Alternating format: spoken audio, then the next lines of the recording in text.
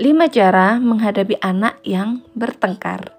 Cara yang kelima, cara yang paling penting.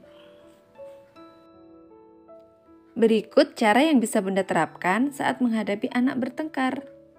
Yang pertama, jangan berpihak pada salah satu anak. Orang tua yang ikut masuk di dalam konflik anak tidak akan menyelesaikan pertengkaran dengan cepat. Bahkan bisa jadi memburuk. Anak yang merasa disalahkan dan tidak dibela akan semakin terpuruk dan merengek. Hal ini menyebabkan emosi anak semakin besar dan terpendam. Bila pertengkaran memburuk, orang tua boleh turun tangan dengan menjadi pihak yang netral. Berkompromilah dan pisahkan anak dengan baik, bukan memerintah. Bila orang tua juga merasa emosi, maka tinggalkan situasi pertengkaran itu, Bunda, untuk menenangkan diri Bunda dulu. Karena kepala dingin dan emosi yang stabil itu dapat membantu menyelesaikan masalah menjadi lebih baik.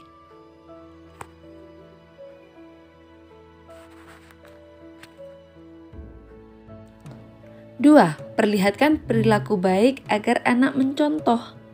Anak yang berpikir bahwa berteriak saat bertengkar akan menyelesaikan masalah, bisa jadi tindakan itu dilihat dari perilaku orang tua. Anak adalah makhluk yang pandai mencontoh sekitarnya, terutama orang tua.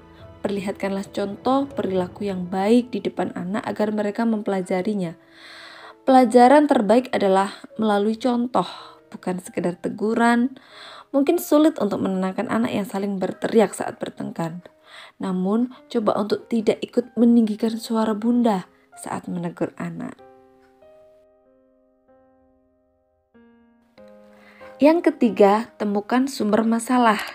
Terkadang anak bertengkar karena masalah kecil seperti memperebutkan mainan atau awalnya saling mengejek. Ajak anak berbicara dengan baik dan tanyakan apa yang mereka perdebatkan. Misalnya anak bertengkar karena dijaili atau saling menjaili. Ajarkan anak untuk saling memaafkan. Memahami sumber masalah adalah cara terbaik untuk mencari solusi dan menyelesaikan masalahnya. Yang keempat, hentikan perkelahian sebelum dimulai.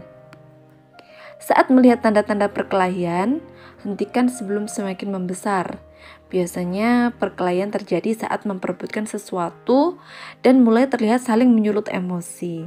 Pada saat itu, Bunda bisa memisahkan mereka dengan menenangkan atau mengalihkan fokus anak agar pertengkaran tidak terjadi. Ini merupakan tindakan antisipasi ketika Bunda mengetahui ada tanda-tanda akan adanya perkelahian.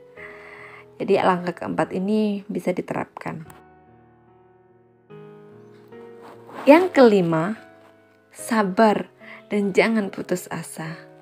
Mengurangi pertengkaran anak-anak adalah proses yang tidak akan terjadi secepat membalikkan telapak tangan. Beberapa perkelahian mungkin sangat runyam dan sulit untuk ditangani. Kuncinya adalah sabar dan jangan putus asa. Bunda sebagai pihak ketiga yang netral harus pandai mengolah emosi dan menangani anak. Bertengkar dengan saudara adalah bagian dari proses pendewasaan menjadi seorang anak. Beberapa anak lebih rentan terhadap perkelahian dan lebih sensitif. Dalam hal ini diperlukan kesabaran dan berhati-hati dalam menghadapi sifat anak yang berbeda.